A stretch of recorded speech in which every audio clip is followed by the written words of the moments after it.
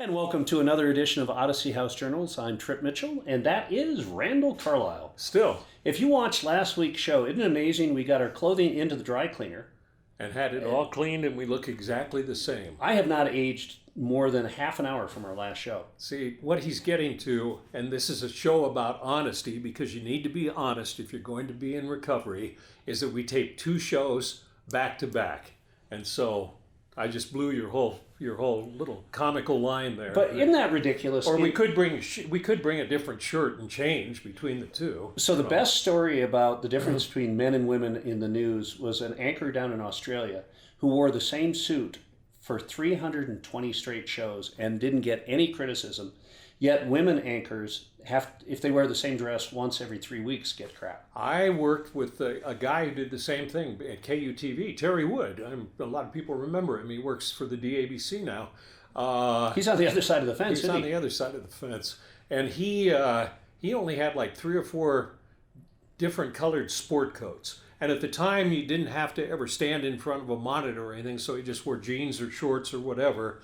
And he would just change his tie and the sport coat color every day or whatever, and nobody ever noticed that he just wore the same stuff all the time. But women, people call you out right away. And the other unfair thing in the news business is that men can keep their anchor jobs much later, by and large, than women, which is really unfair. Men can have a pot gut, nobody says anything, and the second I happen to know I know of an anchor who is pregnant right now, who gets a lot of grief online saying the clothes you're wearing make you look too fat. You ought to wear something else when you're pregnant. People are horrible, aren't they? Wow, it's terrible. You got to have a pretty thick skin. Maybe that's why I drank. But I had a person who hated the fact that I have a mole on my chin. And she would write in almost every single day saying, I'm never going to watch the station because that mole on your chin is so ugly. And I got to the point that I actually went to a doctor and asked him how much, if he could be removed and how much it would cost. And it was too serious of a operation, so I didn't have it removed. But why would the station manager let you read a letter like that? Well, I think it came to me. Oh, okay. Yes, that's why, Because in many cases, and by the way, this is a show about addiction and recovery, but Randall and I get a chance to share our experience of 60 years combined. And those things make me so angry because I'm a news guy at heart. And I wish people would just watch the news and think about the content.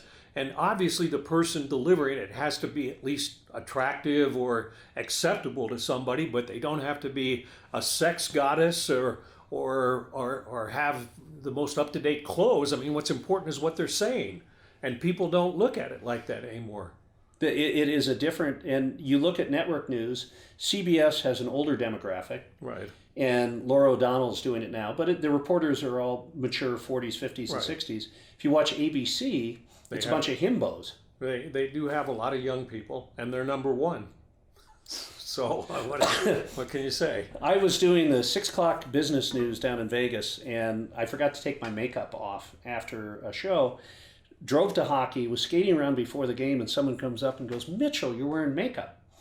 And then someone else skates by and goes, you need more. And that's when I decided never again. There you go. Did you ever get caught out with your makeup? And makeup was so mild for men, because we had makeup professionals who didn't put it on every day, but came by and told us what kind of makeup we needed and everything. And it was so mild, and as long as you blended it in, unlike some people you see on TV, like from the White House, who have a line that goes down like this, from orange to skin tone.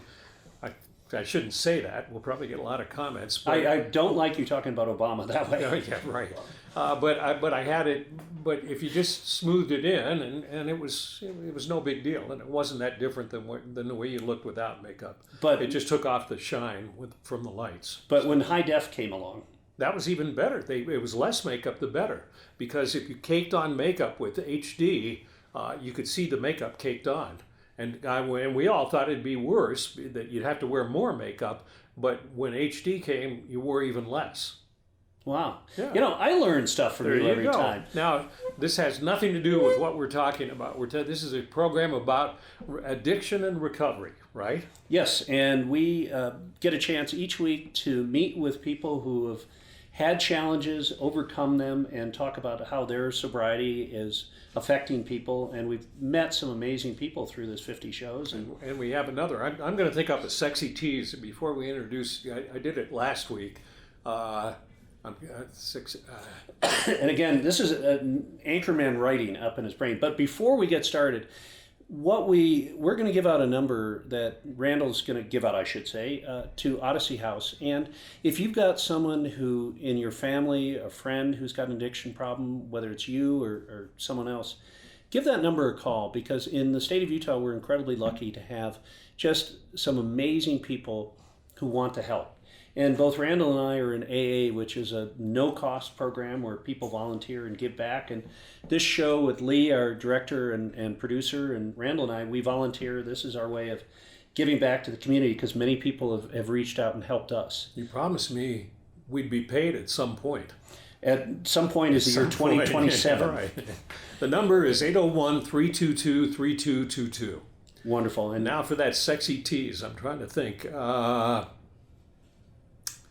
If you drove down in the block area many years ago, you might have seen her dumpster diving or buying heroin. Okay? Wow. So, ladies and gentlemen, are you offended? Rachael Santizo. We've got a studio audience. Rachel, thank you for I coming thought on. you'd say something else, so I was laughing over there. What do you think I would say? Something about the All-Star Inn in North Temple. Oh, well, I don't know how to respond to that, but the All-Star Inn on North Temple is frequented by many drug users and homeless people when they get a few bucks in their pocket, right? Right. And On a good night. And a good night, and you stayed there. We joke about it. I say I'll meet you at the All-Star Inn. Is that not a Marriott? Well, it was for me back then. Okay. Absolutely. Yes. It's nowhere near a Marriott, but we joke about. We work together in the same office at Odyssey House in the marketing department, and we joke. And I said New Year's Eve I'd run into a suite at the All Star, so I'll see you then. So it's fun to be able to talk about your past like that. Yeah, in light of it. And you might be offended at home when I say you might have seen her dumpster diving and buying some heroin, but Rachael readily admits that, and I wouldn't say it if you don't willingly talk about it yourself, right? I'm not offended by it. I feel like we should talk more about our situations and things that we go through to bring real light to what it really is and what you can do about it as well. So I'm not offended. Talk about and speak up so the microphone picks you up. Okay. Even though you're recovering from a cold. See, that's the microphone down there. Hi, microphone. You don't necessarily have to wave to it, but that's very nice, though. You've built up rapport with Microphone's Mike. I'm not waving sure back what to now. do. Okay. Tell us a little about your past life, which is and I know all about it, but it's fairly horrific.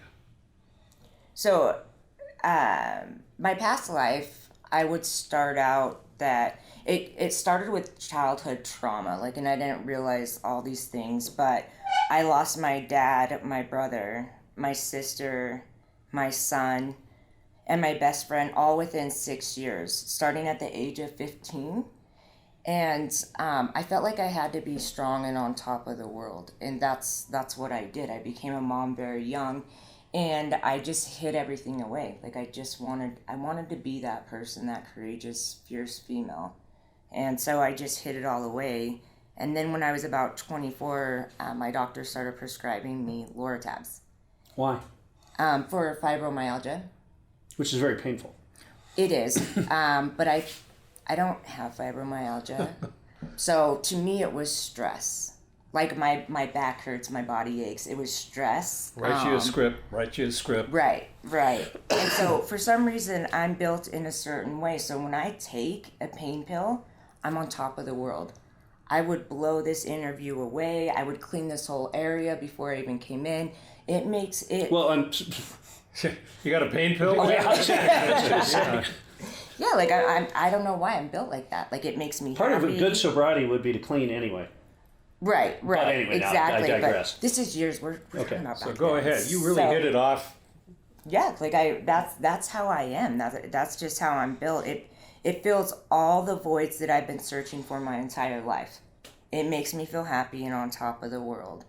And so I felt on top of the world. I was taking pain pills. How to get to heroin then? So how I got to heroin is I remember the first time that I had withdrawal symptoms. I actually went to Cottonwood Hospital, and they told me I was having an anxiety attack. I didn't know what withdrawing was. Like, I had no idea. And so then it came to light. I knew what was going on. And so I had a coworker that got morphine. And so then it was even better for me because morphine's stronger. So I got my meds, and then I started paying for hers. And then once you start with those behaviors, like, things just come into place.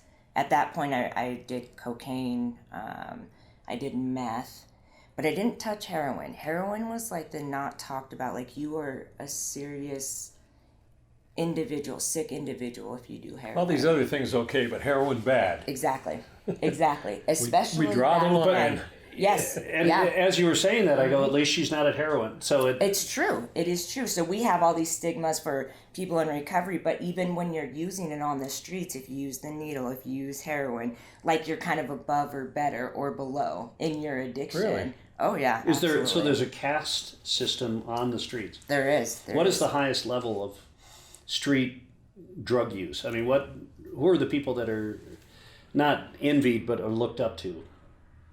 The dealer. The dealer. For me back then, if you injected heroin, you were the ultimate scumbag. But not only on the streets, but your family and everyone around you. But if you snorted it or smoked it, it was okay. You were better. Absolutely. Okay. And how about people, when you're on the street, when you're down there, people that are trying to help? Are they looked at as schmucks? Or are they good, caring people? You know, people coming down with food and clothing and that sort of thing? Or marks? Or We didn't have that stuff back then. We didn't have resources. We didn't have people coming out to help. I never had someone approach me, ever. Really? Yeah. How about this? When a news guy, Randall Carlisle, comes down to do a story and you're out on the street, how did you look at things? Oh, you want to tell the truth? Like, when I was sober? No, when you were down there. Oh. How did you? So I can actually give a true story about this. Okay. I'll just go ahead and just throw it out there since we're on She camera. hated me when I she didn't first like him. met me. I didn't like And him. here's why. Why? Go ahead. This is Because then this is where I get to grow and I get to learn, is because so there's a homeless candlelight vigil every year for the homeless population. It's their funeral services.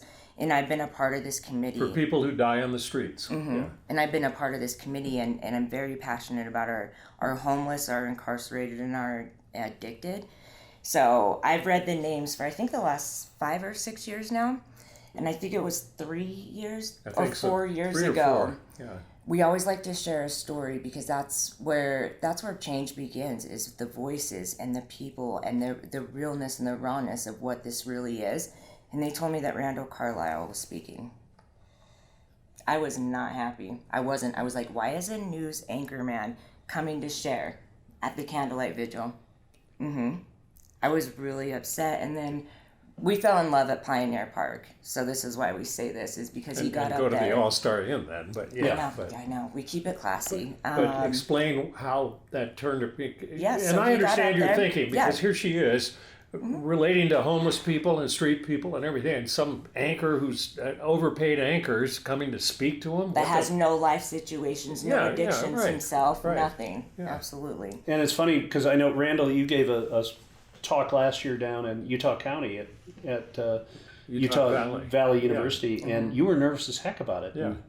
Because it's weird when you're actually telling your own story. Well, and go ahead and finish it. Yeah, so then when he got up there and he started sharing, I fell in love with him. And I knew exactly why he was up there and sharing. It was about a friend that we knew, Bones, from the streets, but he also opened up about his personal story. Right. And that's when I fell in love. Like, he's no difference. And I shouldn't have judged, but I did. Like, I'm not afraid to admit that I judged. And then I went up to him afterwards, and we've been really close since. And I made my amends to him. I told him. She said, I Right. hated you, but you're okay. So, and I shared a story about a guy that I got to know. I chair an AA meeting down on the block every week. And I got to know this guy who had been a major meth dealer down in that area. And he was, I think, 9 months clean. I couldn't even understand him the first meeting he came to. And just before he was going to get his 9-month chip, he was diagnosed with terminal liver cancer. And I had gotten to know him really well. I got him into the homeless hospice, the in-between. And one day he just gave up and he got a government check and he went out and bought $300 worth of meth, which is a lot of meth, and put it and shot it all up at once and died in front of the Wiegand Center down on Rio Grande, just going through convulsions. So that was his way of saying, I don't want to deal with this anymore. But that's the story I told, as opposed to some spiffy anchor man with makeup on and a good suit coming up there. Yeah, you protective. Well, it's a situation where you go through just a horrible situation, and you can never know. You look at someone, you can never know the challenges that they have. Right. And alcohol is no different than drugs. We can ruin our lives very easily. And a couple weeks ago, the person who first took me to an AA meeting had done essentially the same thing, just committed suicide by alcohol. And this guy had some great sobriety, and this was 16 years ago down in Vegas. And you learn about someone giving up, and it just... Sure. When you see people at their low and you see them at the high, but alcohol and drugs are horrible. So tell us about how you got sober and got to the place you are now. What was the process? It was a long process. Yeah, there was, how much time do we have? Just kidding. Okay. So just the gist of it is I ended up losing custody of my kids, rightfully so. I didn't feel that way in the moment, but I definitely am super grateful for that today. But I was dating a guy that was in a gang, and so I started getting involved in that life. And I didn't live in cars and on the streets. I slept under cars. That's where I felt safest, is the frame made me feel protected. And so I slept under cars for the most part. On good nights, it was the All-Star Inn, but sleeping... It's true. But under cars. And so I started getting involved in that life, and he was very abusive, emotionally, physically abusive. And there was a moment that we had where I feared for my life. And I feared for my life on many levels, but this one was loud and proud. And I did what you are not supposed to do, and I called the police. And that is just something that you do not do when you're on the streets. And I was that broken and that scared that I knew if I didn't, then I wasn't going to be calling anybody ever again. And so that's what I did. So I called the police, and then I went to my mom's, and I called the VOA every 15 minutes for 2 weeks until I could get a bed to get in there. And that's when my journey began. So you knew it was... Mm-hmm. And she's fought a long battle, succeeded through Odyssey House, an Odyssey grad, in and out. People come and go from the program, and she's one who left, then came back and completed the program. And now you're working for Odyssey. I am. So we're going to hear more of your story. We'll be right back. You're watching Odyssey House Journals. And welcome back to Odyssey House Journals. Tripp Mitchell, Randall Carlisle. This is an interesting story. She's she's got a wonderful story, and the great thing about it is it has a happy ending, right? It does. It does. I'm sitting here with both of you. It absolutely does. Yeah, what a schmoozer. Yeah. So that sounded good. I liked it. So you were out on the streets. You almost... By the way, sleeping under cars. Yeah. Mm-hmm. I understand what she's saying. It's security. It's pretty hard to attack somebody when they're under a car. Yeah. And I was never afraid if it started, because I was hoping it would. I was hoping that naturally I would overdose, or naturally I'd get run over, or naturally I didn't have the courage to take my own life. I didn't want to live, but I didn't have the courage. So if something happened, good. So not to make light of this, but I'm a jerk. No, please. What was the best car to sleep under? You want more? You are a jerk. Yeah. The lower ones. The lower ones. Because people, so the tires, they keep people from seeing in, but you can see out. So if they're low, then I can put my face on the ground. So the first time that I went underneath a car is after I was hit in the face. So I was pistol whipped, and when I I went under the car because I was fearing for my life, and I put my face on the concrete, and it was cold. It felt like an ice pack on my face. And then I could see if anybody was walking, but nobody could see me. And that was my first introduction to sleeping under cars, and that was my safety. And yeah, we're talking about the bad part of her life. We're going to get to the good part. We don't have that much time left, but the point of all this is to show that no matter where you are in life, you can recover. Right. You know, Exactly. if you work on it. Yeah. You know, We all have a story, right? and you're a prime example. So now, okay, she goes. It took several years, but she goes through Odyssey. How she graduates. I'm condensing all this, Yeah, go ahead. and then she starts working in outreach at Odyssey, and what she's doing now is pretty cool. Is because you describe what you're doing in jails, prisons, and hospitals. Yeah, I'm a very this is lucky so cool. girl. Well, I also want to point out, after 2.5 years, I regained custody of my kids back. Fantastic. So I feel like I'm a lucky girl, because some people make it and some don't. And so to be able to sit here, I just honor those moments. And I'm going to be a grandma in February. Wow. I know, I'm so excited. But now I get to go do outreach, and outreach, it's such a beautiful job, and especially for Odyssey House, because Odyssey changed my life and saved my life. And so it's a pretty selfish role in a sense, because I'm able to give back what's been given to me. What it does for me is far more than what I could do for anybody else. And so today I get to go, I run groups in the jail at Oxbow and ADC. I run groups in the prison, and I teach classes out there. And I go to the hospital. So my main population in the hospital is PICC line clients. Which are?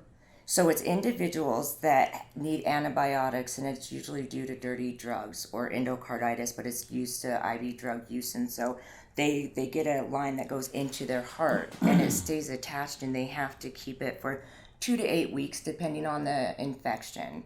And so for me, it's this same feeling as if you're incarcerated. You're behind 4 walls and you're not receiving any type of services. So what about the hospitals too? When people are sitting in there, they're racking up their bills, which are the same barriers keeping people sick. And so why not give them the opportunity to get treatment services? It's more like a window of opportunity for change. Now, ultimately, the people need to want it. But those are my people. We had Jamie Shaw on, if you remember that, several weeks ago, and he was the first PICC line person to come into our program and then complete the program. What a wonderful man. And Rachel's the one who lined that up. Yeah. So in this situation, you're out seeing people at their lowest. You're a pretty amazing vessel to show that change can happen. And But some people say it's at their lowest, right? So I feel like people are broken. But see, I get the honor and opportunity of meeting people for who and where they're really at. So when you see somebody that's super vulnerable, there's no plastic, there's no fake this, there's no anything. You get to see a human being. And so I actually get to see people for who they really are. And that's why I feel like sometimes it's kind of like selfish, because I'm a very lucky girl to be able to meet people and really see someone for who they are. Not any noise clouding it whatsoever. And it's funny because in life we many times try to hide, through a car, through clothing, through a gift of gab and BS. Right. Who we really are. Exactly. Because we don't have faith in that we're good people. Exactly. And she's talking to people in jail and in prison. Yeah. And when you go into it's another Odyssey program called Dogs that we do in the county jail. And what do you, when you talk to people, what are your dealings like? What are they talking about? I think the biggest thing is because it's in the general population throughout the jail, so anybody can come into this group, and I like to meet them where they are at, because I think I know a lot of things, and I've been doing this for a while, but things change, right? And so I learn more from them. And so the biggest things is they don't think they have options. They don't think that there's funding out there. They don't know about like aftercare. We have such a beautiful family community here that people are just unaware of, and it's that connection piece that people lack, and they don't know where else to go. They only know what they know, whether if it's street, drugs, whatever that mentality may be, the gang life, there's just so many things. But ultimately, we all have this commonality, and it's wanting to feel a part of and supported and just loved and good enough. She's a very uplifting person, as you can tell. Oh, yeah. She's So very you guys caring. you guys have an office with 3 people, or We have 5 We have people 5 actually people in in our our office, but so a lot of sobriety and a lot of yeah, good very, people. very much Yeah. so, and we feed off each other too. But again, you can see why Odyssey likes to hire people who are in recovery, in long-term recovery, because we understand it better. I mean, if you pulled somebody who didn't know anything about it and told them to go into a jail and talk to people, I mean, it'd be horrendous. And we talk about this, but someone can be the smartest person from Harvard, Right. but if you've never slept under a car, and chances are most Harvard graduates probably haven't, It's true. It's very true. unless they're camping. Well, or if they went to a bar and tied one up. But no matter how drunk I was, I never slept under a car. It is. It's that commonality. It's that space to be vulnerable with who we are and share those common experiences. Do you ever, when you are talking to someone, have you seen that light go on in their eyes? Mm-hmm. Is that the best feeling in the world? It is. It absolutely is. So especially when you go into the jails and you have people that come from the gang life, they have a problem with our encounter process. So it's basically holding people accountable. And so I have a lot of going back and forth about our encounter process. And then when it clicks with someone and they understand, lives have changed. And it's a beautiful thing because that's how you learn boundaries. And that's how you learn in your space and how to keep it. So it's those growing and those learning things. But yeah, absolutely. She's one of the most amazing, caring people I've ever met, because if she just accomplishes, if she talks to 10 different people in a given day, and one person sees the light, not necessarily to come to Odyssey, but she helps one person, she comes back into the office like somebody had given her a new car or something. It's, guess what I did? And you're so sincere and you're so wonderful to work with, because I mean, she just, you enjoy doing this. Yeah. And getting paid for it too. It's giving me purpose, right? Like I had purpose of being a mom, and then I lost that. I gave it away, and then now I have purpose again. And when somebody has purpose, they feel like they can conquer the world, and they want to give back. And so it's that purpose piece. That's fantastic. So your day is spent going out and talking to people in pretty horrible situations and giving them a chance to change their life. Yeah, absolutely. You've got the best job in the world. I do. I love it. I really do. Randall, we have met so many amazing people on this show. I know. I that's why I love working at Odyssey, because I mean, she's one of the most amazing people I've ever met, even though she hated my guts at first. But, you had good taste. Very true. But then we ended up at the All-Star Inn and everything was fine. So, but you get to work with so many people who have the same thoughts and everything, and some are not as necessarily as dedicated as she is, but we're all doing the same thing and working for the same purpose, and it's very rewarding. And Randall, this has been 50 some odd shows. We're going to keep on going. For those of you who have questions, we're going to give out a phone number right now, and that's for Odyssey House, where they have some great people standing by. And it's not to recruit people to Odyssey House, but call, get some questions, use it as a resource, get some other numbers. And the number is 801-322-3222. And now our favorite part of the show, 2 old white guys will give you advice on how to watch our show digitally and to friend us. Go ahead. You can watch it on... well, see, I'm an old guy, and so you can watch it on Odyssey House Facebook, and Odyssey House YouTube channel. And Channel 17 on Comcast, thanks to Bill Francis. And you can listen to us on iTunes and Spotify. And wow. We're listening, people listen to us all over the world. Iran, we've got quite a few listeners in we Russia. tape these shows ahead of time, and by the time this show airs, maybe we'll be in a war with Iran. I hope not, or maybe we'll be at peace with Iran. Wouldn't that be nice? Yes, wouldn't that be wonderful? Well, you are a great guest, and thank you. Randall has been just raving about you. Lee is our producer director, by the way. Thank you, Lee, for everything you do. And he's been raving about you, and I can see why. Thank you. That means I get to work with her every day. Well, I get to work with Lee. Well, I mean, okay, take your pick, Lee or Rachel. Okay. I got Rachel. Okay, good point. Thanks for watching. We'll see you next time. Goodbye, everyone.